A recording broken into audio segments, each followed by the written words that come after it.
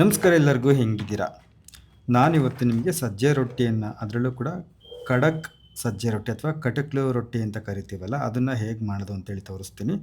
ಸಾಮಾನ್ಯ ಇದನ್ನೆಲ್ಲರೂ ಕೂಡ ಸಜ್ಜೆನ ಮಾಡಿ ಅದ್ರ ಜೊತೆಗೆ ಜೋಳ, ಅಕ್ಕಿ, ಕೊತ್ತಂಬರಿ ಕಾಳು, ಆಮೇಲೆ ಉದ್ದಿನ ಬೇಳೆ, ಅರಿಶಿಣದ ಕೊನೆ ಎಲ್ಲ ಹಾಕಿ ಮಿಲ್ ಮಾಡಿಸ್ಕೊಬಂದು ಸಜ್ಜೆ ರೊಟ್ಟಿ ಮಾಡ್ತಾರೆ. ಆದರೂ ನಮ್ಮಂಥವ್ರು ಕೆಲಸಕ್ಕೆ ಅಂತ ಹೊರಗಡೆಗಿದ್ದವ್ರಿಗೆ ಇದೆಲ್ಲ ಮಾಡೋದು ಒಂಚೂರು ಕಷ್ಟ ಆಗುತ್ತೆ. ಹಂಗಾಗಿ ಅಂಗಡಿಲಿ ಸಿಗ್ತಕ್ಕಂಥ ರೆಡಿಮೇಡ್ ಹಿಟ್ಟಲ್ಲೇ ನಾವು ಹೆಂಗೆ ಸಜ್ಜೆ ರೊಟ್ಟಿನ ಖಡಕ್ಕಾಗಿ ಮಾಡ್ಕೋಬೋದು ಅಂತೇಳಿ ನಾನು ನಿಮಗೆ ತೋರಿಸ್ತೀನಿ. ನೀವು ಯಾವುದಾದ್ರೂ ಒಂದು ಬ್ರ್ಯಾಂಡಿಂದು ಸಜ್ಜೆ ಹಿಟ್ಟನ್ನು ತೊಗೊಳ್ಳಿ. ನಾನಿಲ್ಲಿ ಯಾವುದೋ ಒಂದು ರ್ಯಾಂಡಮ್ ಬ್ರ್ಯಾಂಡ್ದು ಸಜ್ಜೆ ಹಿಟ್ಟನ್ನು ತೊಗೊಂಡಿದ್ದೀನಿ. ನಾನಿಲ್ಲಿ ಏನು ಮಾಡ್ತೀನಪ್ಪ ಅಂತಂದರೆ, ನೋಡಿ ನೀವು ಇದನ್ನ ಜರಡಿ ಹಿಡ್ಕೊಳ್ಳೇಬೇಕು. ಯಾವುದೇ ರೊಟ್ಟಿ ಮಾಡೋದಕ್ಕೆ ಮುಂಚೆ ಜರಡಿ ಹಿಡಿಬೇಕು. ರೊಟ್ಟಿ ಅದು ಹಿಟ್ಟು ಎಷ್ಟು ನುಣುಪಾಗಿರುತ್ತೋ ಅಷ್ಟು ಚೆನ್ನಾಗಿ ರೊಟ್ಟಿಗಳು ಬರ್ತವೆ.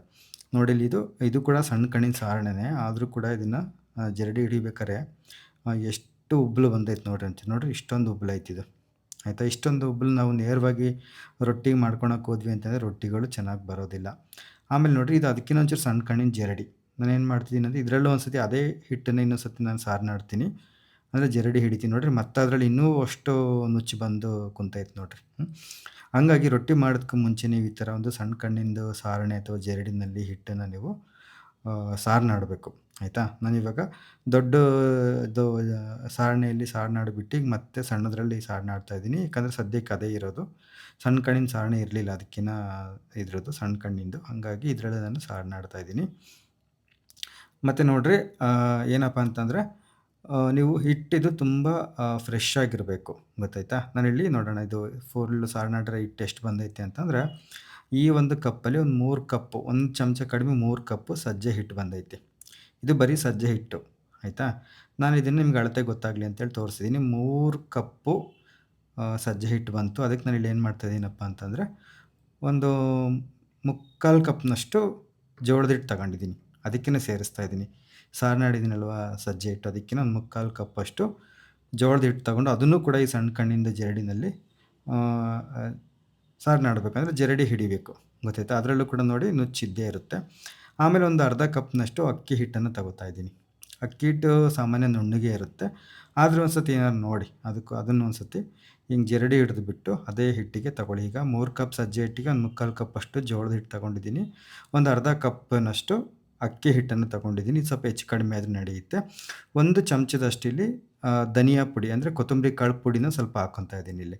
ಅದರಲ್ಲೂ ನುಚ್ಚು ಇರೋದ್ರಿಂದ ಏನು ಮಾಡಿದ್ದೀನಿ ನಾನು ಸ್ವಲ್ಪ ಅದು ಪುಡಿ ಬಂದುಬಿಟ್ಟು ಒಂದು ಚಮಚನೇ ಬಿದ್ದಂಗೆ ಆಗುತ್ತೆ, ಜಾಸ್ತಿ ಏನಲ್ಲ. ಅದನ್ನು ಆ ಕಡೆಗೆ ತೆಗೆದೆ ನುಚ್ಚನ್ನ. ಇವಾಗ ಇದನ್ನು ಚೆನ್ನಾಗಿ ಕಲಿಸ್ಬೇಕು. ಸಜ್ಜೆ ಹಿಟ್ಟು, ಅಕ್ಕಿ ಹಿಟ್ಟು, ಜೋಳದ ಹಿಟ್ಟು ಮತ್ತು ಧನಿಯಾ ಪುಡಿ ಇಷ್ಟನ್ನು ಹೊಂದಿಕೆ ಥರ ಬೆರೆಯೋ ಥರ ಚೆನ್ನಾಗಿ ಕಲಿಸ್ಬೇಕು. ಆಮೇಲಿಂದ ನಾನು ಏನು ಮಾಡ್ತಾಯಿದ್ದೀನಿ ಅಂದರೆ, ಯಾವುದಕ್ಕಿರಲಿ ಅಂತ ಇನ್ನೊಂದು ಸತಿ ಅದನ್ನ ಜರಡಿ ಹಿಡ್ಕೊಂಡೆ. ಸ್ವಲ್ಪ ಇದು ನಿಮಗೆ ತಲೆನೋವಿನ ಕೆಲಸ ಅಂತ ಅನ್ನಿಸ್ಬೋದು. ಸ್ವಲ್ಪ ರೊಟ್ಟಿ ಚೆನ್ನಾಗಿ ಬರಬೇಕು ಅಂತಂದರೆ ನೀವು ಹಿಂಗೆ ಮಾಡಲೇಬೇಕು, ಗೊತ್ತಾಯ್ತಾ? ಇಲ್ಲ ಅಂತಂದರೆ ಸ್ವಲ್ಪ ಅದು ಮತ್ತೆ ರೊಟ್ಟಿ ಮಾಡ್ಬೇಕಾದ್ರೆ ಕಿತ್ತೋಗೋದು, ಸರಿಯಾಗಿ ಬರೋದಿಲ್ಲ, ಹಂಗಾಗ್ಬಿಡುತ್ತೆ. ಹಂಗಾಗಿ ಗೊತ್ತಾಯ್ತಾ? ನಾನಿಲ್ಲಿ ರೊಟ್ಟಿ ತಟ್ಟೋದಕ್ಕೆ ಅಂತೇಳಿ ಈ ಥರ ಒಂದು ಸಿಲಿಕಾನ್ ಶೀಟ್ ತೊಗೊಂಡಿದ್ದೀನಿ. ಇದು ಬೇಡ ಅಂತಂದರೆ ನೀವು ಗ್ಯಾಸ್ ಕಟ್ಟೆ ಮೇಲೆ ಕೂಡ ನೀವು ಅದನ್ನು ತಟ್ಟಬೋದು, ಇಲ್ಲ ರೊಟ್ಟಿ ಮಣೆ ಇರುತ್ತಲ್ಲ ಅದ್ರ ಮೇಲೆ ಕೂಡ ನೀವು ಮಾಡಬಹುದು, ಏನೂ ತೊಂದರೆ ಇಲ್ಲ. ಆಮೇಲೆ ಈ ರೊಟ್ಟಿ ಬೇಯಿಸೋದಕ್ಕೆ ಯಾವ ಥರ ಹಂಚು ತೊಗೋಬೇಕಂತಂದರೆ, ಅದ್ರ ಸುತ್ತಳತೆ ಒಂದು 30 ಸೆಂಟಿಮೀಟ್ರ್ ಆದರೂ ಇರಲೇಬೇಕು. ತೀರಾ ಸಣ್ಣ ಹಂಚಾದರೆ ನಿಮಗೆ ಅದನ್ನ ಕಡಕ್ಕು ಅಂದರೆ ಖಡಕ್ ಮಾಡೋದಕ್ಕೆ ಸ್ವಲ್ಪ ಜಾಗ ಸಾಲೋದಿಲ್ಲ, ಹಂಗಾಗಿ ಅದು ಸರಿ ಹೋಗೋದಿಲ್ಲ. ಅದರ ತಿಕ್ನೆಸ್ ಬಂದುಬಿಟ್ಟು ಒಂದು 3 mm ಆದರೂ ಇರಲೇಬೇಕು. ನೋಡಿರಿ ಇದು ರೊಟ್ಟಿ ಅಂದ್ಕೊಂಡ್ರೆ ಹಿಂಗೆ ಹಂಚುಗಳ್ನ ಬೇಯಿಸ್ಬೇಕಾದ್ರೆ ಏನಾಗುತ್ತಪ್ಪ ಅಂತಂದರೆ ಕೆಳಗೆ ಬಿದ್ದೋಗ್ಬಿಡುತ್ತೆ. ಹಂಗಾಗಿ ಒಂದು 30 ಸೆಂಟಿಮೀಟ್ರ್ ಅಗಲ ಇರಬೇಕು, ಒಂಚೂರು ತಗ್ಗಿರಬೇಕು, ಅಂದರೆ ಕಾನ್ಕೇವಾಗಿರಬೇಕು ಅದು. ಕಾನ್ಕೇವಾಗಿತ್ತು ಅಂತಂದರೆ ರೊಟ್ಟಿ ಬೇಯಿಸೋದಕ್ಕೆ ಚೆನ್ನಾಗಿ ಬರುತ್ತೆ, ನಿಮಗೆ ಸುಲಭ ಆಗುತ್ತೆ. ಇವಾಗ ಸ್ಟವನ್ನು ಹಚ್ಬಿಟ್ಟು ಒಂದು ಕುಕ್ಕರ್ ಇಡ್ರಿ. ಅದಕ್ಕೆ 1 ಕಪ್ಪಷ್ಟು ನೀರು ಹಾಕಿ. 1 ಕಪ್ ನೀರು ಹಾಕಿದ್ಮೇಲೆ ಒಂದು ಸ್ವಲ್ಪ ಕಲ್ಲುಪ್ಪನ್ನು ಹಾಕಿ, ಆಮೇಲೆ ಒಂದು ಅರ್ಧ ಚಮಚ ಬಿಳಿ ಎಳ್ಳು ಹಾಕ್ರಿ, ಇನ್ನೊಂದು ಅರ್ಧ ಚಮಚ ಕರಿ ಎಳ್ಳು ಹಾಕ್ರಿ. ಇಲ್ಲ ಅಂತಂದರೆ ನಿಮ್ಮ ಹತ್ರ ಯಾವುದಿರುತ್ತೆ ಅದನ್ನೇ ಒಂದೇ ಹಾಕ್ಬೋದು, ಅದು ಇದು ಎರಡೂ ಹಾಕ್ಬೇಕು ಅಂತಿಲ್ಲ. ಇದ್ದಿದ್ದೊಂದನ್ನು ಒಂದು ಚಮಚ ಹಾಕ್ರಿ. ಆಮೇಲೆ ಒಂಚೂರು ಅರಿಶಿನ ಪುಡಿ ಹಾಕ್ಬಿಟ್ಟು ಒಂದು ದಿಮ್ಮಂದೊಂದು ಸುಚ್ಚಿಗೆ ಇಲ್ಲ ಸೌಟು ತಗೊಳ್ರಿ. ನೋಡಿ ಅದು ಹಿಂಗೆ ದಿಮ್ಮಗಿರ್ಬೇಕು, ಅದನ್ನ ಗೂರಾಡೋದಕ್ಕೆ. ಸರೆ, ಇದನ್ನು ಹಿಟ್ಟಿನ ಸರೆ ಅಂತ ಕರಿತೀವಿ, ಅಂದರೆ ರೊಟ್ಟಿ ಸರೆ ಅಂತ ಹೇಳಿ ಕರಿತೀವಿ. ಆಮೇಲೆ ಒಂದು ಚಮಚದಷ್ಟು ಮೆಣಸಿನ ಬೀಜಗಳನ್ನ ಹಾಕಿದೆ, ಒಣಮೆಣ್ಸಿಕಾಯಿ ನಾವು. ಇವಾಗ ಹಿಟ್ಟು ಹಾಕಿದ ಮೇಲೆ ಒಂಚೂರು ಜೋರು ಉರಿ ಇಟ್ಬಿಟ್ಟು ಒಂದು ಸತಿ ಉಕ್ಕು ಬರೆಸಿ, ಆಮೇಲಿಂದ ಬರೀ 60 ಸೆಕೆಂಡ್ ಮಾತ್ರ ಹಂಗೆ ಸಣ್ಣ ಊರಿನಲ್ಲಿ ಬೇಯಿಸ್ರಿ. ಸಾಕು, ಒಂದು 60 ಸೆಕೆಂಡ್ ಬೇಯಿದ್ರೆ ಅದು ಬೇಕಾದಷ್ಟು ಆಗುತ್ತೆ. ಆಮೇಲಿಂದ ಅದು ಕುಕ್ಕರ್ ಹ್ಯಾಂಡ್ಲನ್ನ ಬಿಗಿಯಾಗಿ ಹಿಡ್ಕೊಂಬಿಟ್ಟು ಚೆನ್ನಾಗಿ ಗಂಟು ಪಂಟು ಇಲ್ಲದೆ ಇರೋ ಥರ ಸ್ಟವ್ ಆಫ್ ಮಾಡಿದ್ದೀನಿ. ಇವಾಗ ಸ್ಟವ್ ಆಫ್ ಮಾಡಿ ಚೆನ್ನಾಗಿ ಈ ಥರ ತಿರುವ್ರಿ ಹಿಂಗೆ. ಅದೇ ನಿಮ್ಗೇನು ಭಾಳ ಹೊತ್ತು ಹಿಡಿಯಲ್ಲ, ಗಂಟು ಪಂಟು ಏನೂ ಆಗಲ್ಲ. ನೋಡಿರಿ ಈ ಥರ ಹಿಂಗೆ ಚೆನ್ನಾಗಿ ತಿರುಗಿಬಿಟ್ಟು ಒಂದು ಪ್ಲೇಟ್ ಮುಚ್ಚಿ ಒಂದು 10 ನಿಮಿಷ ಉಗುರು ಬೆಚ್ಚಗಾಗೋವರೆಗೂ ಬಿಡಿರಿ. ಗೊತ್ತಾಯ್ತಾ? ಹಿಂಗೆ ಮುಚ್ಚಿ ಬಿಟ್ಟು ಸ್ವಲ್ಪ ಹೊತ್ತು ಬಿಟ್ಟು ಆದಮೇಲೆ ಒಂದು 10 ನಿಮಿಷ ಆದಮೇಲೆ ನೋಡಿರಿ ಉಗುರು ಬೆಚ್ಚಗಾಗಿರುತ್ತೆ.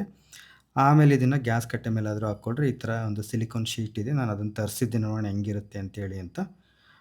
ಪರವಾಗಿಲ್ಲ, ಆದರೆ ಗ್ಯಾಸ್ ಕಟ್ಟೆನೇ ಬೆಸ್ಟು ಇದಕ್ಕಿಂತ. ನಾನು ಸ್ವಲ್ಪ ಅದು ಗ್ಯಾಸ್ ಕಟ್ಟೆ ಒಂದು ಸತಿ ತೊಳೆಯೋಕ್ಕೆ ಪುರ್ಸೊತ್ತಿಲ್ಲ ಅಂದಿದ್ದಾಗ, ಯಾಕಂದರೆ ಅದನ್ನ ರೊಟ್ಟಿ ಮಾಡ್ತಿದ್ದೀವಿ ಅಂದರೆ ನೀಟಾಗಿ ತೊಳಿಬೇಕು. ಹಂಗಾಗಿ ಸ್ವಲ್ಪ ಟೈಮ್ ಇಲ್ಲ ಅಂತಂದಾಗ ಇದು ಅನುಕೂಲ ಆಗುತ್ತೆ ಅಂತೇಳಿ ತರಿಸಿದ್ದೆ. ನೋಡಿರಿ ರೊಟ್ಟಿನ ಯಾಕೆ ಚೆನ್ನಾಗಿ ನಾದಬೇಕು ಅಂದರೆ, ಸುಮ್ಮನೆ ನಾವು ಸರಿಯಾಗಿ ನಾದಿಲ್ಲ ಅಂದರೆ ನೋಡಿರಿ ಸುತ್ತ ಹಿಂಗೆ ಬಾಯಿ ಬಿಡ್ತಾವೆ ಹಿಂಗೆ. ಆಯಿತಾ? ಅದೇ ನೋಡಿರಿ ಇವಾಗ ಒಂದು ಸ್ವಲ್ಪ ನೀರು ಹಚ್ಕೊಂಡು ಚೆನ್ನಾಗಿ ನಾದ್ತೀನಿ. ಚೆನ್ನಾಗಿ ನಾದಿದ್ಮೇಲೆ ಇದು ನೋಡಿರಿ ನಿಮಗೆ ವ್ಯತ್ಯಾಸ ಗೊತ್ತಾಗುತ್ತೆ. ಸ್ವಲ್ಪ ಒತ್ತಿ ಒತ್ತಿ ಒತ್ತಿ ನಾದಿದ್ಮೇಲೆ ಹಿಂಗೆ ನೋಡಿರಿ ಹಿಂಗೆ ಒತ್ತಿದಾಗ ಸುತ್ತ ಎಲ್ಲೂ ಕೂಡ ಬಾಯಿ ಬಿಟ್ಟಿಲ್ಲ ಅರ್ಗು. ಅದಕ್ಕೇ ರೊಟ್ಟಿಗಳು ಚೆನ್ನಾಗಿ ಬರಬೇಕು ಅಂತಂದರೆ ಬೆಣ್ಣೆ ಮುದ್ದೆ ಥರ ಬರೋಂಗೆ ಅಷ್ಟು ನಯವಾಗಿ ನಾದಬೇಕು. ನೋಡಿರಿ ಎಷ್ಟು ಮಾಡಿದ್ರು, ಎಷ್ಟು ಅಗಲ ಹಿಂಗೆ ತಟ್ಟಿದ್ರು ಕೂಡ ಅದು ಇದಾಗಿಲ್ಲ. ನೋಡಿ ಇದರಲ್ಲಾದರೆ ಹಿಂಗೆ ಅರ್ಗುಗಳು ಸೇಳ್ತವೆ. ಗೊತ್ತಾಯ್ತಾ? ಆಮೇಲೆ ನೋಡಿರಿ ಇದನ್ನು ಸ್ವಲ್ಪ ಇದು ಸರಿಗೆ ಏನು ಮಾಡ್ತಿದ್ದೀನಪ್ಪ ಅಂದರೆ, ನಾನು ಒಣ ಹಿಟ್ಟನ್ನು ಹಾಕೋತಾ ಇದ್ದೀನಿ. ಒಂದು ಅರ್ಧ ಕಪ್ನಷ್ಟು ಒಣ ಹಿಟ್ಟು ಹಾಕ್ಕೊಂಡಿದ್ದೀನಿ. ಸಜ್ಜೆ ರೊಟ್ಟಿಗಳು ಖಡಕ್ಕಾಗಿ ಚೆನ್ನಾಗಿ ಬರಬೇಕು ಅಂತಂದರೆ ಗಟ್ಟಿಯಾಗಿ ಕಲಿಸ್ಕೋಬೇಕು. ಗೊತ್ತಾಯ್ತಾ? ಗಟ್ಟಿಯಾಗಿ ಕಲಿಸ್ಕೊಂಡ್ರೆ ಮಾತ್ರ ಖಡಕ್ಕಾಗಿ ಚೆನ್ನಾಗಿ ಬರ್ತವೆ. ಮೆತ್ತಗೆ ಕಲಿಸ್ಕೋಬಾರ್ದು. ಮೆತ್ತಗೆ ಕಲಿಸ್ಕೊಂಡ್ರೆ ಮತ್ತೆ ಅವು ಮೆತ್ತಗೆ ಆಗಿಬಿಡ್ತವೆ. ಆಮೇಲೆ ಬೇಗ ಹಾಗೆ ಭಾಳ ಹೊತ್ತು ಬೇಯಿಸ್ಬೇಕಾಗತ್ತೆ ಹಂಚಿನ ಮೇಲೆ. ಗೊತ್ತಾಯ್ತಾ? ಹಂಗಾಗಿ ನೋಡಿರಿ ಹಿಂಗೆ ಒಣ ಹಿಟ್ಟು ಸೇರಿಸ್ಕೊಂಡು ಸ್ವಲ್ಪ ಹಸಿಗಾಯಿ ಮಾಡಿಕೊಂಡು, ನೀವು ಜಾಸ್ತಿ ಹಿಟ್ಟು ಹಾಕ್ಕೊತಿದ್ದೀರಾ ಅಂದರೆ ಬೇಕಾದ್ರೆ ಇನ್ನು ಸ್ವಲ್ಪ ತಣ್ಣೀರು ಹಾಕೊಂಡು ಕಲಿಸ್ಬೋದು. ಇಲ್ಲ ಸ್ವಲ್ಪ ಕಡಿಮೆ ಹಿಟ್ಟು ಹಾಕೋತಿದ್ದೀರಾ ಅಂತಂದರೆ ಬೇಡ, ಹಸಿಗಾಯಿ ಮಾಡಿಕೊಂಡು ಅದು ಗಟ್ಟಿ ಆಗೋದಕ್ಕೆ ಎಷ್ಟು ಬೇಕೋ ಅಷ್ಟು ಹಿಟ್ಟನ್ನು ಹಾಕ್ಕೊಂಡ್ಬಿಟ್ಟು ಹಿಂಗೆ ಚೆನ್ನಾಗಿ ನಾದಬೇಕು ನೀವು. ಆಯಿತಾ? ಎಷ್ಟು ಚೆನ್ನಾಗಿ ನಾದ್ತಿರೋ ಅಷ್ಟು ಚೆನ್ನಾಗಿ ಅದು ಬೆಣ್ಣೆ ಥರ ಆಗಿಬಿಡುತ್ತೆ ಅದು ಹಿಟ್ಟು. ಗೊತ್ತಾಯ್ತಾ? ಮೇನ್ ಅಂದರೆ ಇದೇನೆ ರೊಟ್ಟಿನಲ್ಲಿ, ನೀವು ಎಷ್ಟು ಚೆನ್ನಾಗಿ ನಾದ್ತಿರೋ ಅಷ್ಟು ಚೆನ್ನಾಗಿ ರೊಟ್ಟಿಗಳು ಬರ್ತವೆ. ನೋಡಿರಿ ಈ ಥರ ಗಟ್ಟಿಗಿರಬೇಕಿದು. ಇದು ಏನಾಗುತ್ತಪ್ಪ ಅಂದರೆ ಸಜ್ಜೆ ಹಿಟ್ಟು ನೀವೊಂದು 2 ರೊಟ್ಟಿ ಒಸೆಯೋಷ್ಟೊತ್ತಿಗೆ ಸ್ವಲ್ಪ ಮತ್ತೆ ಮೆತ್ತಗಾಗ್ಬಿಡುತ್ತೆ. ಹಂಗೆ ಒಂಚೂರು ಹಿಟ್ಟನ್ನ ಜಾಸ್ತಿ ಹಾಕ್ಕೊಂಡೆ ಗಟ್ಟಿ ಕಲಿಸ್ಕೋಬೇಕಿದು. ನಾನು ಇಲ್ಲೊಂದು ಅರ್ಧ ತೊಗೊಂಡ್ಬಿಟ್ಟು ಇನ್ನು ಅರ್ಧನ ಅದೇ ಕುಕ್ಕರಿಗೆ ಹಾಕಿ ಒಂದು ಮುಚ್ಚಳ ಕಡೆಗೆ ಇಟ್ಟಿದ್ದೀನಿ ತಟ್ಟಿಗೆ. ಇವಾಗ ಇದನ್ನು ಇನ್ನೊಂದು ಸತಿ ಚೆನ್ನಾಗಿ ನಾದ್ಕೊಂಡ್ಬಿಟ್ಟು ಒಂದು ಬಿಲ್ಲೆ ತೊಗೊಂಡು ಮತ್ತೆ ಇದನ್ನು ಏನು ಮಾಡ್ತೀನಪ್ಪ ಅಂತಂದರೆ, ಇದನ್ನು ತೊಗೊಂಡ್ಮೇಲೂ ಅಷ್ಟೇ ಒಂದು ಸತಿ ಮತ್ತೆ ಇದನ್ನು ಹಿಂಗೆ ನಾದ್ಕೋಬೇಕು. ಆಯಿತಾ? ಸ್ವಲ್ಪ ಸೆಗಾಯಿ ಮಾಡಿಕೊಂಡು ರೊಟ್ಟಿ ಮಾಡೋದಕ್ಕೂ ಮುಂಚೆ ಒಂದು ಸತಿ ಹಿಂಗೆ ನೋಡಿರಿ ನೀರು ಹಚ್ಚಿ ಹಿಂಗಂದರೆ ಹಿಂಗೆ ನಯಸ್ಸಾಗಿರ್ಬೇಕು ಹಿಟ್ಟು. ಗೊತ್ತಾಯ್ತಾ? ಹಂಗಾಗಿ ಸ್ವಲ್ಪ ದೊಡ್ಡದಾದ್ರೂ ಪರವಾಗಿಲ್ಲ ವೀಡಿಯೋ, ನಾನು ಹಿಂಗೆ ಬಡಿಯೋದು ತೋರಿಸ್ಕೊಡ್ತೀನಿ, ಕಲೀರಿ ಸ್ವಲ್ಪ ಹಂಗೆ. ನೀವು ಇಲ್ಲಿ ಉಜ್ಜೋದಕ್ಕೆ ಸಜ್ಜೆ ಹಿಟ್ಟು ನಾವೇನು ರೆಡಿ ಮಾಡಿ ಇಟ್ಕೊಂಡಿದ್ವಿ ಆ ಒಂದು ಹಿಟ್ಟನ್ನಾದರೂ ನೀವು ಬಳಸ್ಕೋಬೋದು. ಇಲ್ಲ ಅಂತಂದರೆ ಅಕ್ಕಿ ಹಿಟ್ಟನ್ನಾದರೂ ತೊಗೋಬೋದು. ನೀವು ಹೊಸೊಬ್ಬರಾಗಿದ್ರಿ ಅಂತಂದರೆ ಅಕ್ಕಿ ಹಿಟ್ಟೆ ತೊಗೊಂಡ್ರೆ ಚೆನ್ನಾಗಿ ಅದು ನುಣ್ಣಗಿರುತ್ತೆ, ಸ್ವಲ್ಪ ತರಿಯಾಗಿರುತ್ತಲ್ಲ ಅಕ್ಕಿ ಹಿಟ್ಟು, ಸ್ವಲ್ಪ ಅದು ಇದಿರುತ್ತಲ್ಲ, ಹಾಗಾಗಿ ಏನಾಗುತ್ತಪ್ಪ ಅಂದರೆ ಚೆನ್ನಾಗಿ ಬರುತ್ತೆ, ರೊಟ್ಟಿ ಚೆನ್ನಾಗಿ ತಿರುಗ್ತವೆ. ಹಾಗಾಗಿ ಇವಾಗ ಏನು ಮಾಡ್ತೀರಪ್ಪ ಅಂದರೆ ಒಂಚೂರು ಅಕ್ಕಿ ಹಿಟ್ಟನ್ನು ಹಾಕ್ಕೊಳ್ರಿ. ಹಿಂಗೆ ಅಕ್ಕಿ ಹಿಟ್ಟು ಹಾಕ್ಕೊಂಡು ಇದೇ ನಾವೆಲ್ಲ ಎಳ್ಳು ಮತ್ತು ಮೆಣಸಿನ ಬೀಜ ಎಲ್ಲ ಹಾಕಿರೋದ್ರಿಂದ ಈಗ ಮತ್ತು ಮೇಲೆ ಹಚ್ಚೋದು ಬೇಡ. ಹಿಂಗೆ ಸ್ವಲ್ಪ ಹಿಂಗೆ ಈ 4 ಬೆರಳಲ್ಲಿ ಹಿಂಗೆ ದೊಡ್ಡದು ಮಾಡ್ಕೊಂಡಿರ್ತಾರೆ. ಆಯಿತಾ? ಆಮೇಲೆ ನೋಡಿರಿ ಕಿರುಬೆರಳಿಂದ ನಾವು ಅರ್ಗುಗಳೇನಿರ್ತವೆ ಇವನ್ನ ತಿದ್ಕೋಬೇಕು. ಹಿಂಗೆ ಬಾಯಿ ಬಿಡ್ತಿದೆಯಲ್ಲ, ಇದನ್ನ ಅರಗು ಸೀಳೋದು ಅಂತ ಕರಿತೀವಿ. ಇದನ್ನು ಏನು ಮಾಡಬೇಕು, ಕಿರುಬೆರಳಿಂದ ಒಂಚೂರು ಮುಂದಕ್ಕೆ ತರಬೇಕು. ಆಯಿತಾ? ಹಿಂಗೆ ಸಮವಾಗಿ ಇಟ್ಕೊಂಡ್ರೆ ಬರೋದು ಸರಿಯಾಗಲ್ಲ. ಅದು ಒಂಚೂರು ಕಿರುಬೆರಳು ಮುಂದಕ್ಕೆ ತಂದುಬಿಟ್ಟು ಹಿಂಗೆ ತಿದ್ಕೋಬೇಕು ಅದನ್ನ. ಗೊತ್ತಾಯ್ತಾ? ನಾನು ಸ್ವಲ್ಪ ನಿಧಾನಕ್ಕೆ ಬಡಿತೀನಿ ನಿಮ್ಗೆ ಗೊತ್ತಾಗಲಿ ಅಂತೇಳಿ. ಸರಿ, ಹಿಟ್ಟನ್ನು ಹಾಕ್ಕೊಳ್ರಿ ಹಿಂಗೆ.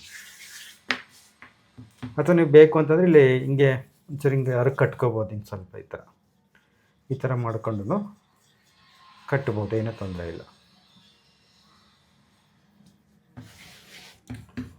ಮೇಲೇನಾರು ಅಂಟಿಸ್ತಾ ಇದೆ ಅಂದರೆ ಸ್ವಲ್ಪ ಇಟ್ಟುಗಾಯಿ ಮಾಡ್ಕೊಳ್ರಿ ಅಷ್ಟೇ.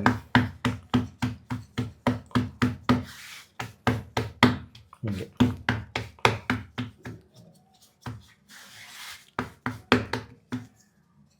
ಹಿಂಗೆಲ್ಲಾದ್ರೂ ಸೀಳ್ತಾ ಇದೆ ಅಂತಂದರೆ ಹಿಂಗೆ ಕಿರುಬೆರಳಲ್ಲೇ ತಿದ್ಕೋಬೇಕು ಅದನ್ನ.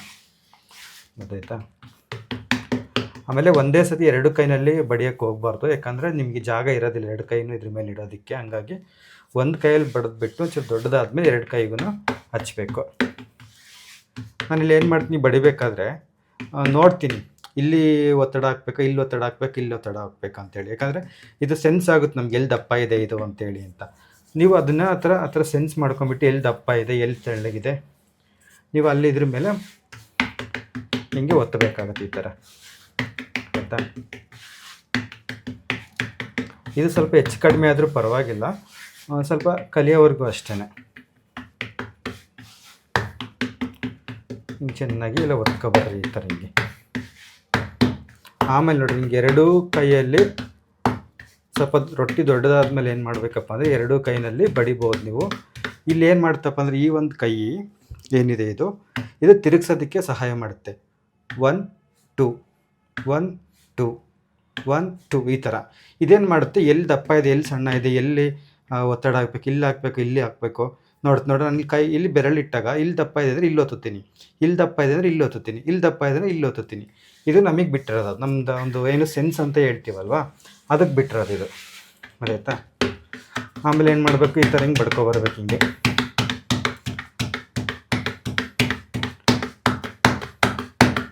ನೋಡಿರಿ ಹಿಂಗೆ ಬಡಿತೀನಿ ಅಂತ. ಆಮೇಲೆ ಇವೆರಡು ರೊಟ್ಟಿ ಮೇಲೆ ಈ ಕೈಗಳು ಲ್ಯಾಂಡ್ ಆದಮೇಲೆ ಇವೆರಡನ್ನ ಚೂರಿಂಗ್ ಮಡಚ್ಕೋಬೇಕು. ವಿಮಾನದ ಗಾಲಿ ಹಿಂಗೆ ಮಡಚ್ಕೊತವಲ್ಲ ಆ ಥರ. ಯಾಕಂದರೆ ಹಿಂಗೆ ಬಿಟ್ಕೊಂಡ್ರೆ ಅಂದರೆ ಒಂದಕ್ಕೊಂದು ತೊಡ್ರಗಾಲ ಹಾಕ್ಯಂತವ ರೊಟ್ಟಿ ಚೆನ್ನಾಗಿ ಬಡಿಯೋಕ್ಕೆ ಬರೋದಿಲ್ಲ. ಹಿಟ್ಟು ಸ್ವಲ್ಪ ಜಾಸ್ತಿನೇ ಹಿಡಿಬೋದು ನೀವು ಹೊಸಬ್ರಾಗಿದ್ದರೆ. ಆಯಿತಾ? ಸ್ವಲ್ಪ ಜಾಸ್ತಿನೇ ಹಾಕ್ಕೊಳ್ರಿ. ಹಿಂಗೆ ಬಡ್ಕೊಂತ ಬರ್ರಿ. ಇದು ಗ್ಯಾಸ್ ಕಟ್ಟನೇ ಚೆಂದ ಇದಕ್ಕಿಂತ. ಹಿಂಗೆ ಫಸ್ಟ್ ಅರ್ಗಿಂದ ಉಜ್ಕೊಬರ್ಬೇಕು ರೊಟ್ಟಿಗಳನ್ನು. ಯಾವತ್ತೇ ಆಗಲಿ ಅರ್ಗಿಂದ ಉಜ್ಜಬೇಕು, ನಡುವೆ ಇದು ಮಾಡಬಾರ್ದು. ನಡುವೆ ಹಾಕಿದ್ರೆ ಏನಾಗುತ್ತೆ, ಕಿತ್ತೋಗ್ಬಿಡ್ತಾವೆ ಅವು. ಗೊತ್ತಾಯ್ತಾ?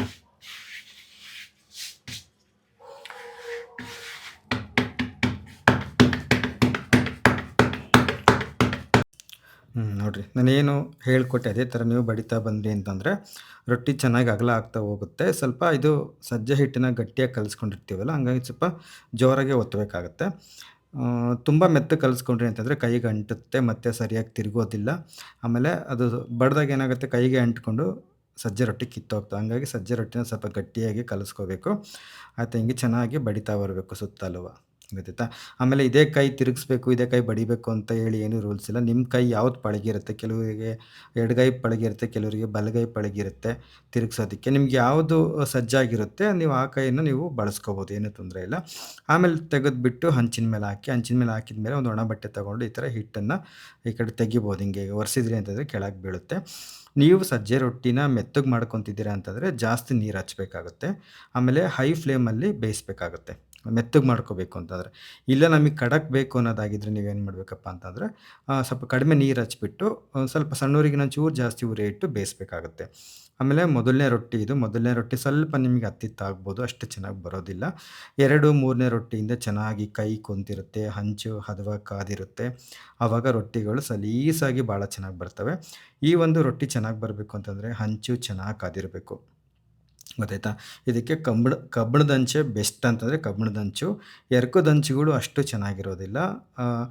ಅಂದರೆ ಅದು ಕಾಸ್ಟ್ ಅಯಾನ್ ಅಂತೀವಲ್ಲ, ಅದ್ರದ್ದು ಹಂಚುಗಳು ಅಷ್ಟು ಸೋಗ್ತಾ ಇಲ್ಲ ರೊಟ್ಟಿಗೆ. ಕಬ್ಬಿಣದ ಹಂಚೇ ಚೆಂದ. ನೋಡಿರಿ, ಹಿಂಗೆ ನಾನು ಏನು ಮಾಡ್ತಾಯಿದ್ದೀನಪ್ಪ ಅಂದರೆ ಈಗ ಉರಿ ಚೂರು ಸಣ್ಣವರಿಗೆ ಚೂರು ಜಾಸ್ತಿ ಉರಿ ಇಟ್ಟು ಸುತ್ತಲೂ ಚೆನ್ನಾಗಿ ಬೇಯಿಸ್ತಾ ಇದ್ದೀನಿ. ಹಂಗೇ ಬೇಯಿಸ್ಕೊತಾನೆ ಏನು ಮಾಡ್ತೀನಿ, ಇನ್ನೊಂದು ರೊಟ್ಟಿನ ಹಿಂಗೆ ಪಕ್ಕದಲ್ಲಿ ಬಡಿತಾ ಇದ್ದೀನಿ. ನೋಡಿರಿ, ಇದು ಕೂಡ ಅಷ್ಟೇ ಕೈಯಲ್ಲಿ ಬಡ್ದಿರೋದು. ಮೊದಲನೇದು ಅಷ್ಟು ಚೆನ್ನಾಗಿ ಬರಲಿಲ್ಲ ಬಡಿದಾಗ.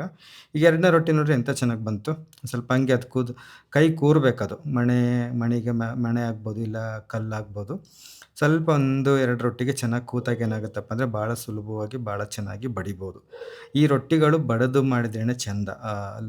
ಲತೋಡಿನಲ್ಲಿ ಉಜ್ಜಿ ಮಾಡೋದಕ್ಕಿಂತ ಬಡಿದ್ರೆ ಭಾಳ ರುಚಿಯಾಗಿ ಬರ್ತವೆ, ಭಾಳ ಚೆನ್ನಾಗಿ ಬರ್ತವೆ. ಎಷ್ಟು ತೆಳ್ಳಗೆ ಬೇಕಾದ್ರೂ ಒಸಿಬೋದು, ಅಂದರೆ ಉಜ್ಜ್ಬೋದು. ನಾನಿಲ್ಲಿ ತಗೊಂಡಿರೋ ಹಿಟ್ಟು ಈಗಾಗಲೇ ಒಂದು 2 ತಿಂಗಳು ಆಗಿದೆ ಅದು. ಅದೇನಪ್ಪ ಅಂದರೆ ನೀವು ತಾಜಾ ಹಿಟ್ಟು ತೊಗೊಂಡ್ರೆ ಮಾತ್ರ ರೊಟ್ಟಿಗಳು ಚೆನ್ನಾಗಿ ಬರ್ತವೆ. ಅಂದರೆ ಒಂದು ತಿಂಗಳೊಳಗೆ ಆಗಿರಬೇಕು. ನೀವು ರೆಡಿಮೇಡ್ ಹಿಟ್ಟನ್ನು ತೊಗೋತಿದ್ದೀರ ಅಂದರೆ ಅದು ಮ್ಯಾನುಫ್ಯಾಕ್ಚರಿಂಗು ಆ ತಿಂಗಳಲ್ಲೇ ಆಗಿದ್ದರೆ ರೊಟ್ಟಿಗಳು ಚೆನ್ನಾಗಿ ಬರ್ತವೆ. ಇದು ಸಜ್ಜೆ ಹಿಟ್ಟಾಗ್ಬೋದು, ಜೋಳದ ಹಿಟ್ಟಾಗ್ಬೋದು, ಅದೇನಾದರೂ ಹಳೇದಾದಷ್ಟು ರೊಟ್ಟಿಗೆ ಅಷ್ಟು ಸೂಕ್ತ ಅಲ್ಲ. ಹಾಗಾಗಿ ನೀವು ಆದಷ್ಟು ತಾಜಾ ಹಿಟ್ಟನ್ನು ತಗೊಂಡ್ರೆ ರೊಟ್ಟಿಗಳು ತುಂಬ ಚೆನ್ನಾಗಿ ಬರ್ತವೆ. ಕಿತ್ತೋಗೋದಾಗಲಿ, ಸ್ವಲ್ಪ ಇದಾಗೋದಾಗಲಿ ಅವೇನೂ ಆಗೋದಿಲ್ಲ. ಹಾಗಾಗಿ ಆ ಬಗ್ಗೆ ಒಂಚೂರು ಗಮನ ಕೊಡಿರಿ. ಗೊತ್ತಾಯ್ತಾ? ನೋಡಿರಿ ನಾನಿಲ್ಲಿ ಹಂಗೇನೆ ಏನು ತಿರುವಾಕಿ ಎರಡೂ ಕಡೆ ಇದನ್ನ ಮತ್ತೆ ಮತ್ತೆ ತಿರುವಾಕ್ಕೊಂತ ಬೇಯಿಸಬೇಕು. ಆ ಕಡೆ ಈ ಕಡೆ ಎರಡೂ ಕಡೆಯಿಂದ ಚೆನ್ನಾಗಿ ಬೇಯಿಸ್ಕೊತ ಬರಬೇಕು. ಆಯಿತಾ? ಆಮೇಲೆ ನೀವು ಬೇಯಿಸ್ತಾ ಬೇಯಿಸ್ತಾ ಏನಾಗುತ್ತೆ ಅದು ಖಡಕ್ ಆಗ್ತಾ ಬರುತ್ತೆ. ಹಂಚಿನ ಮೇಲೆ 100ಕ್ಕೆ 100ರಷ್ಟು ಖಡಕ್ ಆಗಲ್ಲ ಅದು. ಆದರೆ ಆಗುತ್ತೆ, ಭಾಳ ಹೊತ್ತು ತನಕ ಹಿಡಿಯುತ್ತೆ. ನೀವೇನು ಮಾಡ್ತೀರಾ, ಒಂದು 80 ಭಾಗ ಖಡಕ್ ಆಗ್ತದೆ ಅಂಕಲ್ ನೀವು ತೆಗೆದು ಆ ಕಡೆ ಈ ಕಡೆ ಇಟ್ರಿ ಅಂತಂದರೆ ಅದು ಆರಾಮಾಗಿ ತಾನೇ ಗಾಳಿಗೆ ಖಡಕ್ ಆಗುತ್ತೆ. ಗೊತ್ತಾಯ್ತಾ? ಇದು ಸ್ವಲ್ಪ ಹಿಟ್ಟು ಹಳೇದಾಗಿರೋದ್ರಿಂದ ಸ್ವಲ್ಪ ಇನ್ನೂ ತೆಳ್ಳಗೆ ಮಾಡ್ಬೋದಾಗಿತ್ತು. ಸ್ವಲ್ಪ ನಾನು ಮಾಡಿಲ್ಲ. ಆಯಿತಾ? ಫ್ರೆಶ್ ಆಗಿರೋ ಹಿಟ್ಟನ್ನು ನೀವು ಮಿಲ್ ಮಾಡಿಸ್ಕೊಬಂದ್ರಿ ಅಂತಂದರೆ ಚಪಾತಿಗಿಂತ ಭಾಳ ಸುಲಭವಾಗಿ ಸಜ್ಜೆ ರೊಟ್ಟಿನ ಮಾಡಬಹುದು. ಅಷ್ಟು ಚೆನ್ನಾಗಿರುತ್ತೆ, ರುಚಿನೂ ಚೆನ್ನಾಗಿರುತ್ತೆ. ನಾವೇನು ನಿರ್ವ ಇಲ್ಲ ಮತ್ತು ಅಂಗಡಿ ಹಿಟ್ಟಲ್ಲೇ ಮಾಡಬೇಕು. ಹಂಗಾಗಿ ನಾನು ಈ ಒಂದು ವಿಧಾನವನ್ನು ನಿಮಗೆ ತೋರಿಸಿದ್ದೀನಿ. ನಿಮಗೇನಾದರೂ ಬಡಿಯೋದಕ್ಕೆ ಬರಲ್ಲ ಅಂದರೆ ಏನು ಮಾಡ್ತೀರಾ, ಈ ಥರ ಮಾಡ್ಕೊಂಬಿಟ್ಟು ಚೂರು ಹೊರಗೆ ಕಟ್ಕೊಂಡು ಲತೋಡಿ ಇರುತ್ತೆ, ಲತೋಡಿಗೊಂದು ಕವರನ್ನು ಸುತ್ತಿಬಿಟ್ಟು ನೀವು ಹೊಸಿಬೋದು. ಈ ಥರ ರೊಟ್ಟಿ ಹೊಸ್ದು ಕೂಡ ಸುಡ್ಬೋದು. ಆಮೇಲೆ ಖಡಕ್ ರೊಟ್ಟಿ ಮಾಡೋದಕ್ಕೆ ಅಂತೇಳಿ ಗೆರೆ ಇರ್ತಕ್ಕಂಥ ಲತೋಡಿಗಳು ಬರ್ತವೆ. ಆಯಿತಾ? ಅವು ಕೆಲವು ಕಡೆ ಆನ್ಲೈನಲ್ಲಿ ಸಿಗುತ್ತೆ, ಆಫ್ಲೈನಲ್ಲಿ ಕೂಡ ಸಿಗುತ್ತೆ ನನಗೆ ಗೊತ್ತಿಲ್ಲ. ಬಟ್ ನಮ್ಮೂರಲ್ಲೆಲ್ಲ ಸಿಗುತ್ತೆ. ಆಯಿತಾ? ಅದರಲ್ಲಿ ನೀವು ಉಜ್ಜಿದ್ರಿ ಅಂತಂದ್ರೂ ತುಂಬ ಚೆನ್ನಾಗಿ ಬರ್ತವೆ ರೊಟ್ಟಿಗಳು. ಇಲ್ಲ ಅಂತಂದರೆ ಮಾಮೂಲಿ ಈ ಥರದ್ದೇ ಲತೋಡಿನಲ್ಲಿ ಕೈ ಪಳಗಿತ್ತು ಅಂದರೆ ಕವರ್ ಕಟ್ಟೋದು ಬೇಡ, ಏನೂ ಬೇಡ, ಹಂಗೆ ನೀವು ಮಾಡಿ ಕೂಡ ನೀವು ಸಜ್ಜೆ ರೊಟ್ಟಿನ ಮಾಡಬಹುದು. ಏನೂ ತೊಂದರೆ ಇಲ್ಲ. ನೋಡಿರಿ, ಇದು ಮೆತ್ತಗಿರೋ ಸಜ್ಜೆ ರೊಟ್ಟಿ ಮಾಡ್ತಾಯಿದ್ದೀನಿ. ಹಂಗಾಗಿ ನೀರನ್ನ ಧಾರಾಳವಾಗಿ ಸುರಿತಾ ಇದ್ದೀನಿ. ಮೆತ್ತಗೂ ಮಾಡ್ಕೋಬೋದು, ಕಟಿಯಾಗೂ ಮಾಡ್ಕೋಬೋದು. ಅದು ನಿಮ್ಮ ಇಚ್ಛೆ. ನಾನು ಏನಿಲ್ಲಿ ತೋರಿಸಿದ್ದೀನಿ ಈ ಒಂದು ಅನುಪಾತದಲ್ಲಿ ನೀವು ಹಿಟ್ಟನ್ನು ಮಿಶ್ರಣ ಮಾಡಿಕೊಂಡು ನೀವು ರೊಟ್ಟಿಯನ್ನು ಮಾಡಿದ್ರಿ ಅಂತಂದರೆ ಖಡಕ್ಕಾಗೂ ಮಾಡ್ಕೋಬೋದು, ಸ್ವಲ್ಪ ಮೆತ್ತಗೂ ಕೂಡ ಮಾಡ್ಕೋಬೋದು. ಅದು ನಿಮ್ಮ ಇಚ್ಛೆ. ಗೊತ್ತಾಯ್ತಾ? ನಿಮಗೇನಾದರೂ ಈ ಒಂದು ರೊಟ್ಟಿ ರೆಸಿಪಿ ಇಷ್ಟ ಆಗಿತ್ತು ಅಂತಂದರೆ ಟ್ರೈ ಮಾಡಿ, ಹೇಗೆ ಬಂತು ಅಂತೇಳಿ ನನಗೆ ಕಮೆಂಟ್ ಮಾಡಿ.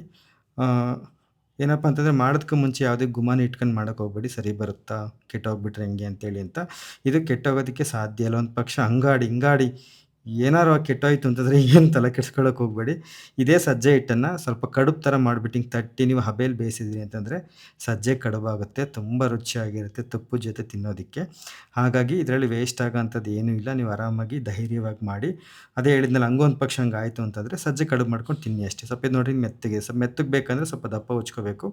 ಕಟಿಯಾಗಿ ಬೇಕು ಅನ್ನೋದಾದರೆ ಸ್ವಲ್ಪ ತೆಳ್ಳಗೆ ಉಜ್ಜಬೇಕು. ಎಷ್ಟು ತೆಳ್ಳಗೆ ಬೇಕಾದ್ರೂ ಬಡಿಬೋದು. ನಾನು ಬಡಿತೀನಿ, ಎಷ್ಟು ತೆಳ್ಳಗೆ ಬೇಕಾದರೂ ಬಡಿತೀನಿ. ಅದೇ ನಾವೇ ಮನೇಲಿ ಮಿಲ್ ಮಾಡಿಸಿರೋ ಹಿಟ್ಟಾದರೆ ಭಾಳ ಚೆನ್ನಾಗಿರುತ್ತೆ.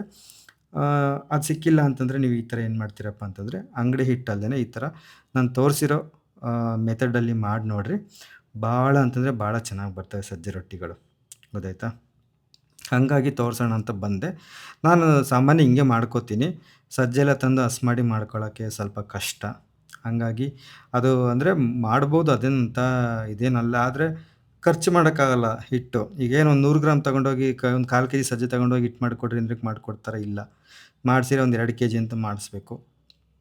ಅದನ್ನು ನಾವು ಟೈಮ್ ಸಿಕ್ಕಿಲ್ಲ ಅಂತಂದರೆ ಅದು ಹಳೇದಾದಂಗೆ ಬಿಟ್ಟು ಏನಾಗ್ಬಿಡುತ್ತಪ್ಪ ಅಂತಂದರೆ ಅದು ಸರಿ ಆಗೋದಿಲ್ಲ, ಅಷ್ಟು ಚೆನ್ನಾಗಿ ಬರೋದಿಲ್ಲ ರೊಟ್ಟಿಗಳು. ಹಂಗಾಗಿ ಏನು ಮಾಡ್ತೀನಿ, ನಿಂಗೆ ಅಂಗಡಿ ಹಿಟ್ಟಿಂದ ಸ್ವಲ್ಪ ತಾಜಾ ಇರೋದು ತರಿಸ್ಬಿಟ್ಟು ತಿನ್ನಬೇಕು ಅಂತ ಅನ್ನಿಸ್ದಾಗ ಈ ಒಂದು ಮೆಥಡಲ್ಲೇ ರೊಟ್ಟಿಯನ್ನು ಮಾಡ್ಕೊಂಡು ತಿಂತೀನಂತೆ. ಹಿಂಗೆ ಸುತ್ತಲೂ ಚೆನ್ನಾಗಿ ಬೇಯಿಸ್ಕೊತ ಬರಬೇಕು. ಅವು ಕಟಿ ಆಗಬೇಕು ಅಂತಂದರೆ ಹಿಂಗೆ ಸುತ್ತ ಅರ್ಗುಗಳೆಲ್ಲ ಚೆನ್ನಾಗಿ ಬೇಯಿಸ್ಬೇಕು. ಯಾಕಂದರೆ ಉರಿ ನಡುತ್ತಾಗ ಮಾತ್ರ ಬಿದ್ದಿರುತ್ತೆ, ಸುತ್ತ ಬಿದ್ದಿರಲ್ಲ. ಹಂಗಾಗಿ ಈ ಥರ ಅರ್ಗುಗಳೆಲ್ಲ ಚೆನ್ನಾಗಿ ಬೇಯಿಸ್ಕೊಂಡು ಬಂದ್ವಿ ಚೂರು ಹಿಂಗೆ ಒತ್ತಿ ಕಾಟನ್ ಬಟ್ಟೆಯಲ್ಲಿ ಚೆನ್ನಾಗಿ ಬರ್ತವೆ. ಸರಿ, ಆಯಿತು. ಮುಂದಿನ ವಿಡಿಯೋದಲ್ಲಿ ಸಿಗ್ತೀನಿ. ಟಾಟಾ, ಬಾಯ್.